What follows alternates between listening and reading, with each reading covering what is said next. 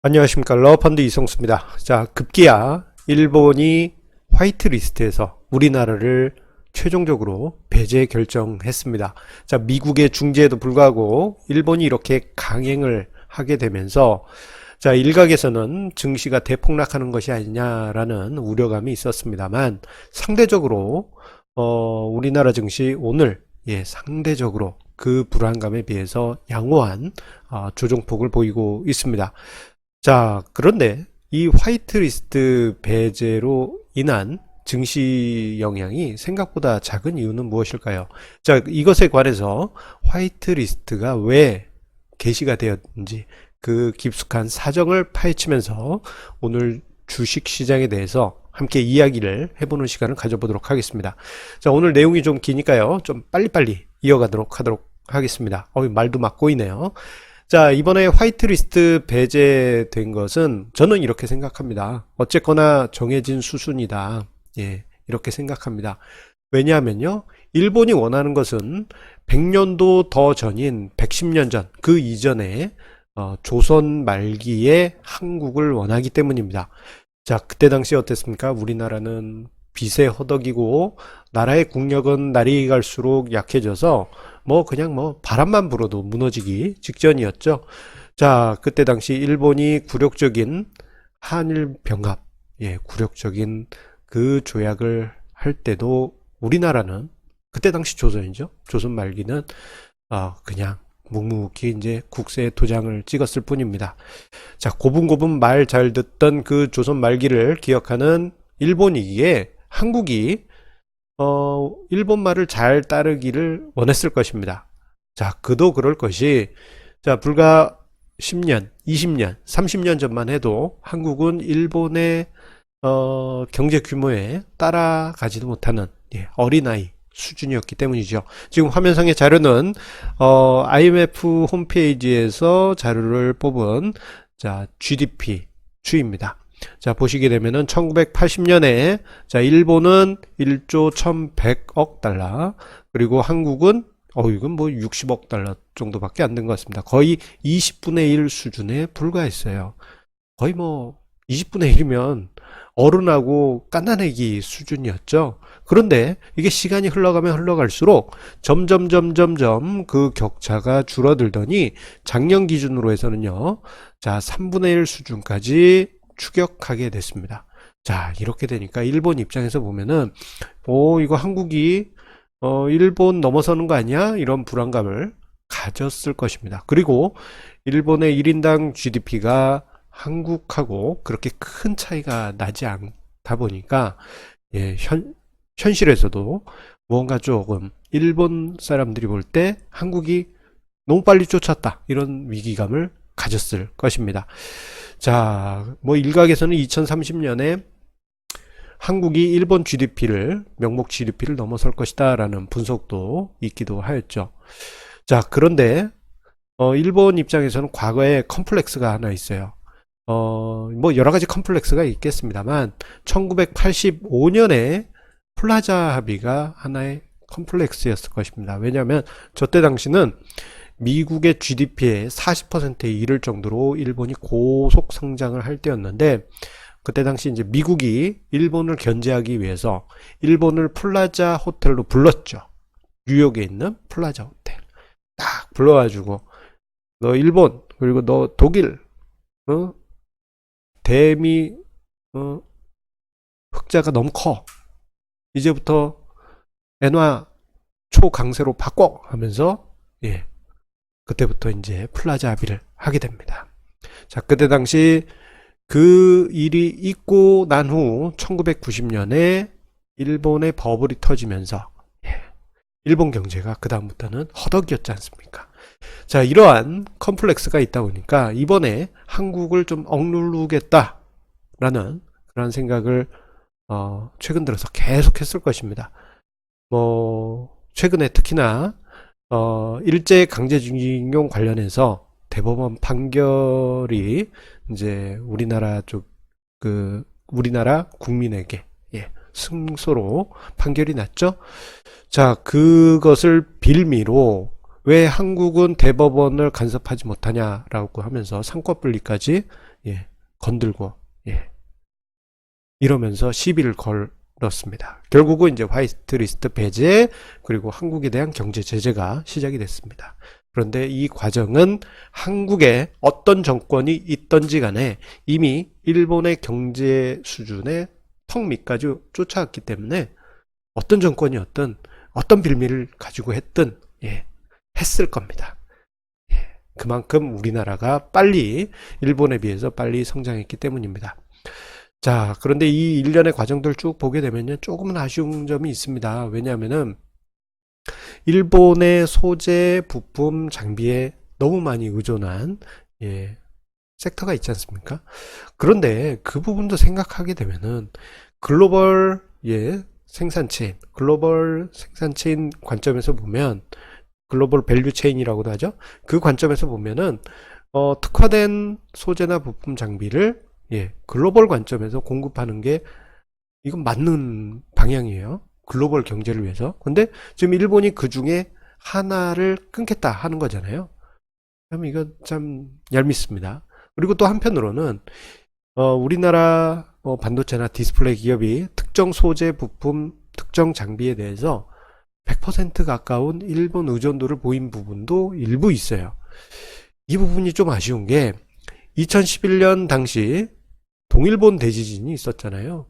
그때 당시 막 도시가 사라지고 뭐 화재가 나가지고 도시 전체가 화재에 휩싸이고 막 이런 엄청난 그 상황이 벌어졌는데, 그때 당시를 생각하면 일본은 언제든지 천재지변으로 인해서 소재 공급이 차질을 빚을 것이다 라는 생각을 했었어야 됩니다.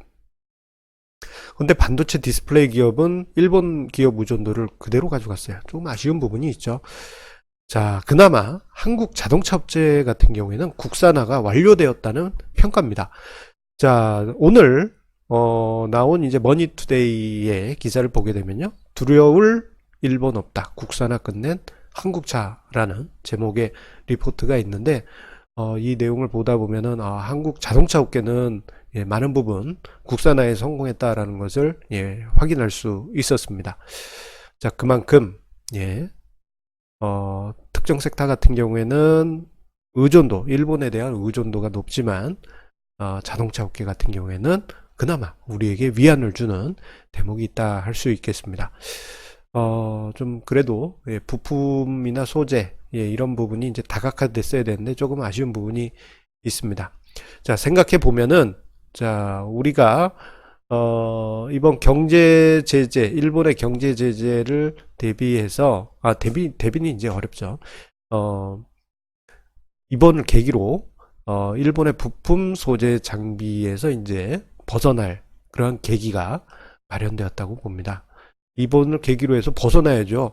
이전에는 아마 이랬을 거예요. 국내의 어떤 중소기업이 좋은 기술을 가지고 일본급의 퀄리티를 가지고 이제 납품 의뢰를 하게 되면은 아마 대기업들이 이렇게 얘기했을 겁니다. 우리는 일본 것만 써요.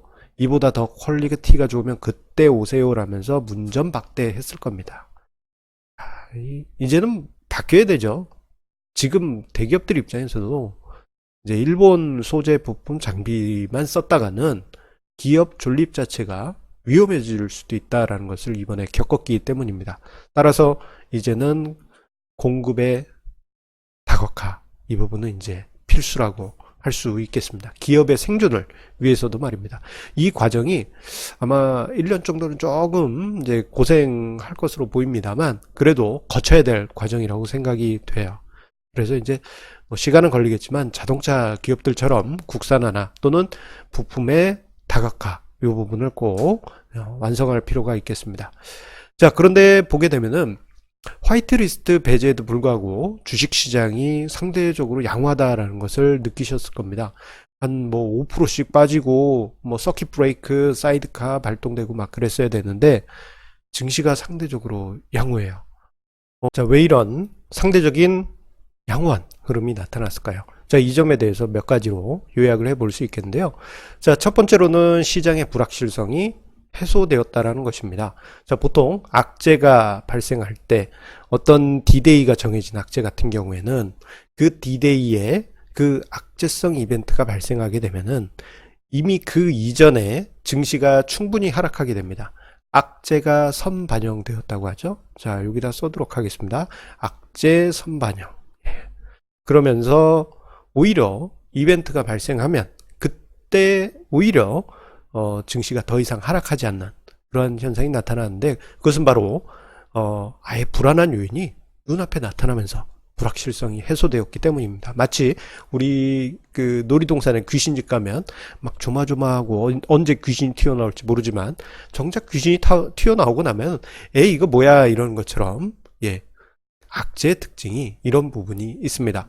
그리고 두 번째로 7월 초와 달리 화이트리스트 배제, 그리고 일본의 경제 제재 관련한 주요 소재들에 대한, 예, 일본의 수출 제재가 있었지 않습니까? 불산 등 포함해 가지고, 자, 이 이슈가 있었을 때 생각 외로 한국 기업들의 노력과 대응이, 예, 매우 강하게 등장했어요. 한국 기업들이 대체제를 금방 찾기도 하고, 또는 경쟁사에 공급해 주겠다라고 하기도 하고, 또는 직접 생산하겠다라는 회사들도 있었을 정도입니다.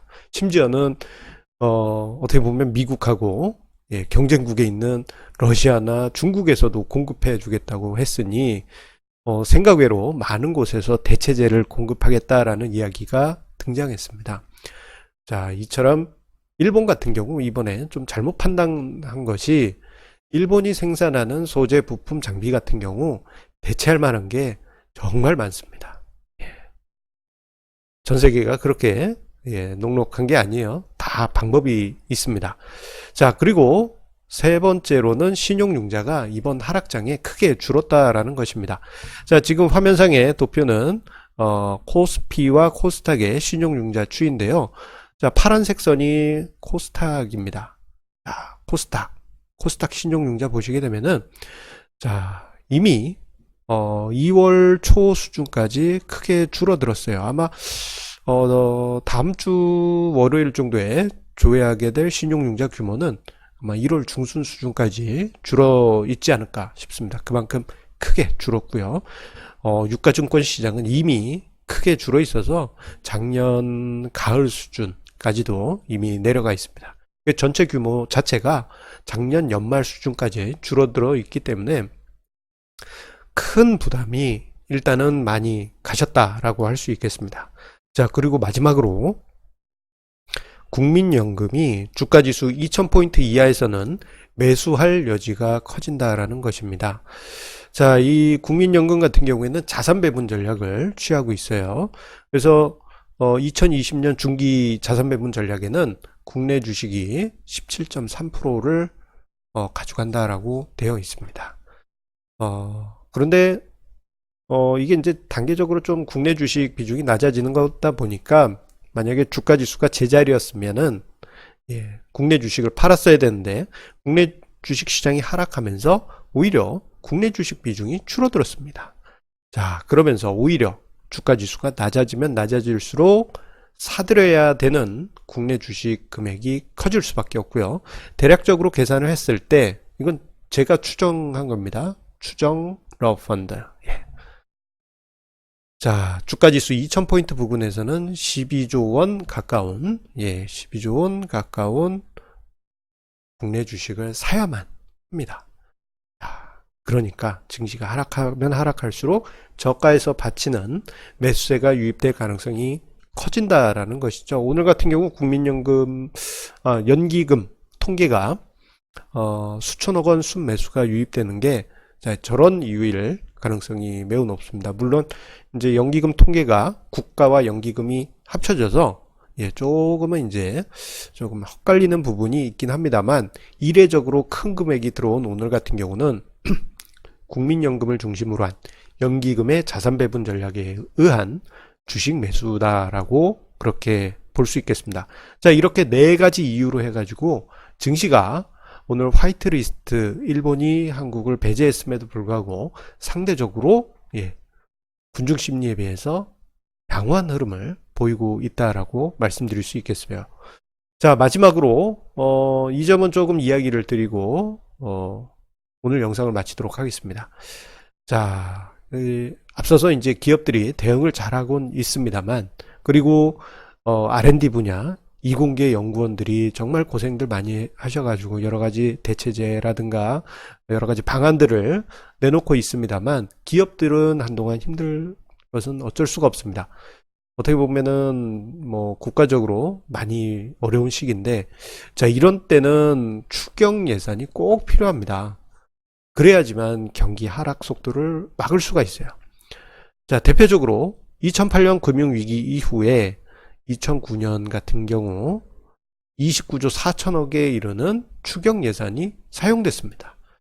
자, 저 정도면요. 어우. 자, GDP 한 2% 내지 3%까지 끌어올릴 수 있는 수준입니다.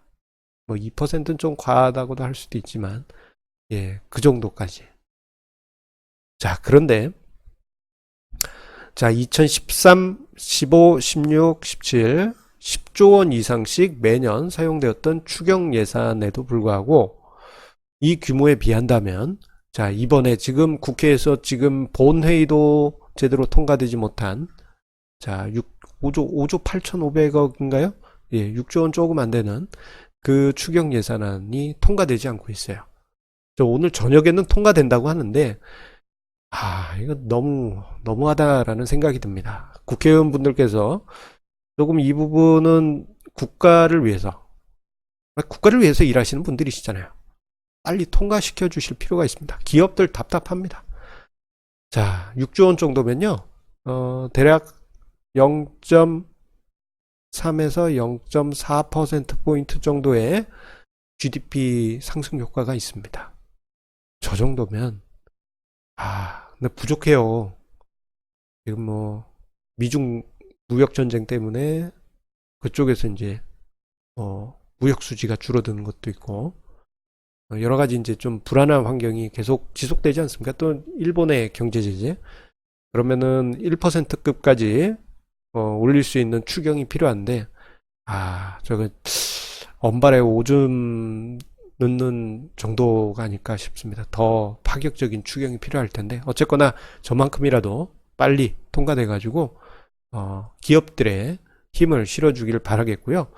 그리고 기업들의 힘이 실렸을 때 주식시장도 함께 힘을 내줄 수 있을 것입니다. 자, 오늘 러펀드의 증시 토크, 좀 긴 내용이었습니다.